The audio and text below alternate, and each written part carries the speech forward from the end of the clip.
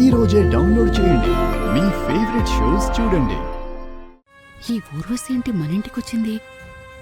మన పుత్రరత్నాన్ని లైన్లో పెట్టడానికి అనుకుంటా. అత్తయ్య గారు, మావయ్య గారు ఎలా ఉన్నారు?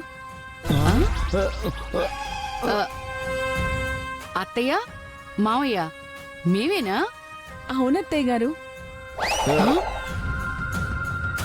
ఇది మనోడికి టెండర్ వేసినట్టుంది. బాగున్నావమ్మా ఇద్దరం. ఏంటమ్మా ఈ మధ్య ఎప్పుడు ఇటు తొంగి చూడను లేదు, సడన్గా ఇక్కడ ప్రత్యక్షమయ్యావు? మా అక్కని గాయత్రిని చూద్దామని వచ్చాను మావయ్య గారు. దీని చూపు మనోడి మీదుంది, మాటేమో మన మీదుంది. మాటలో అర్థం కూడా వేరే ఉంది.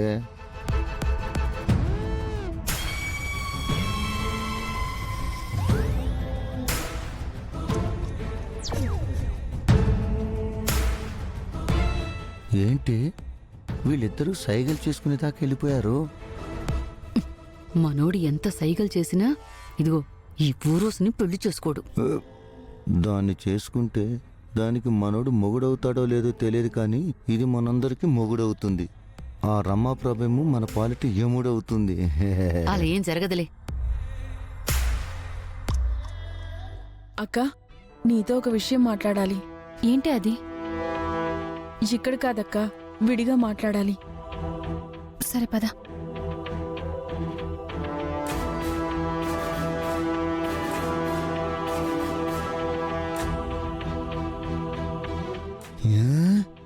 ఈ బ్యాడ్ గర్ల్ నా సుందరితో ఏం మాట్లాడుతుంది? నేను వినాలి.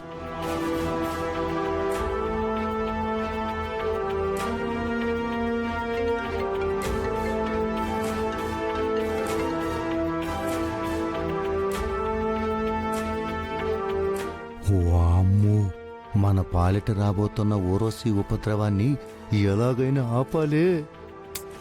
అవునండి, అది మాత్రం నా కోడలవ్వడానికి వీల్లేదు. నన్ను అత్తయ్య, నిన్ను మావయ్య అని అనడానికి వీల్లేదు. నేను ఒప్పుకోను.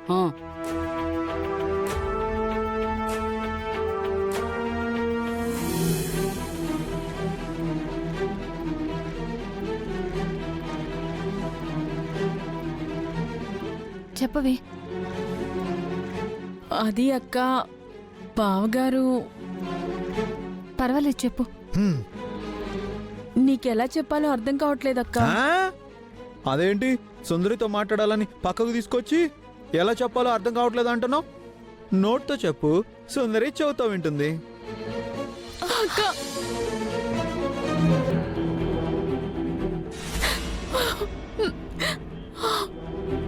ఊర్వశి, ఏమైంది? ఎందుకు ఏడుస్తున్నావు? ఊర్వశి, నువ్వు నిజంగానే ఏడుస్తున్నావా?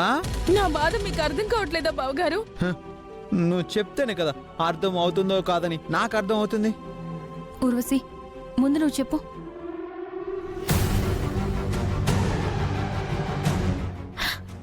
అక్క, అది అది నేను ఒక అతన్ని ప్రేమించాను.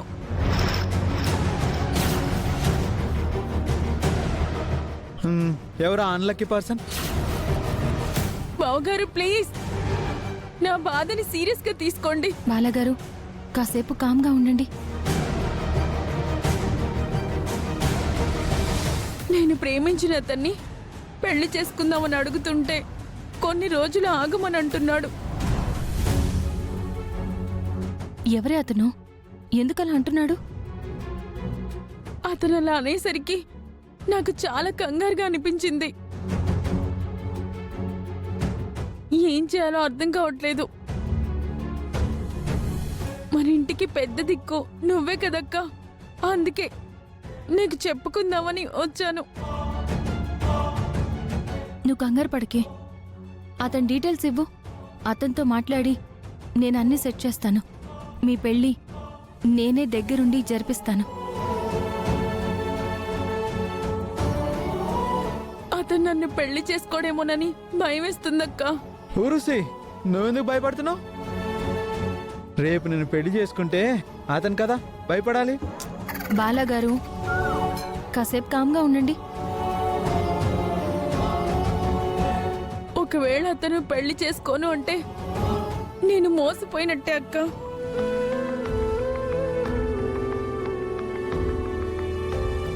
నాకు చావు తప్ప ఇంకో మార్గం లేదు.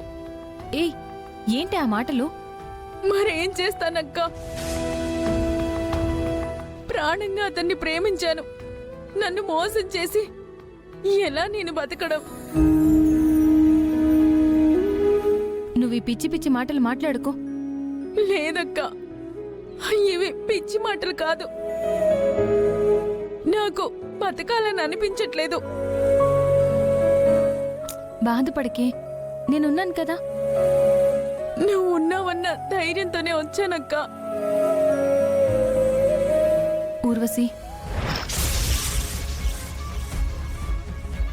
నువ్వు ప్రేమించిన అతనితో పెళ్లి చేసే బాధ్యత నాది.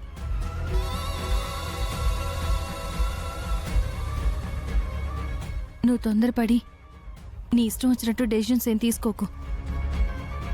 నేనొచ్చి పిన్నితో మాట్లాడతాను. తర్వాత అతనితో మాట్లాడి మీ పెళ్లి జరిపిస్తాను.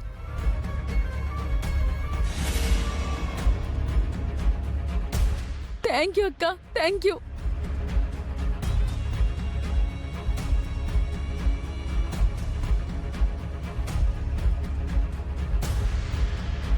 నీ పెళ్లి బాధ్యత నాదే. నువ్వు బాధపడకు. హ్మ్? థ్యాంక్స్ అక్క. నీకు చెప్పుకున్న తర్వాత నా మనసులో బాధ కొంచెం తగ్గినట్టుంది. ఊర్వశి, నువ్వు నిజంగా బాధపడుతున్నావా?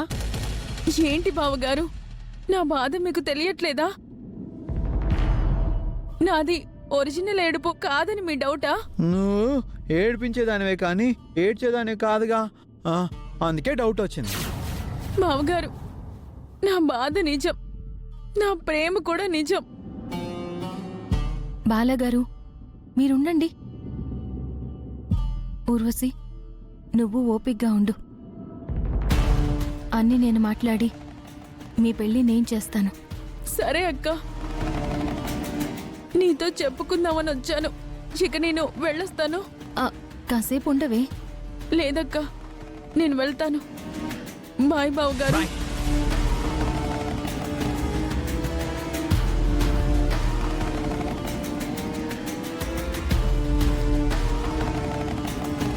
ఈ బ్యాడ్ గర్ల్ నిజం చెప్తుందా అబద్ధం చెప్తుందా? త్రిపుర, బామ్మగారు, ఆ ఊర్వశి వల్ల, వాళ్ళమ్మ రమాప్రభ వల్ల మేము చాలా డిస్టర్బ్ అయ్యాం. మళ్ళీ ఆ పిల్ల ఇక్కడికి వస్తుంది.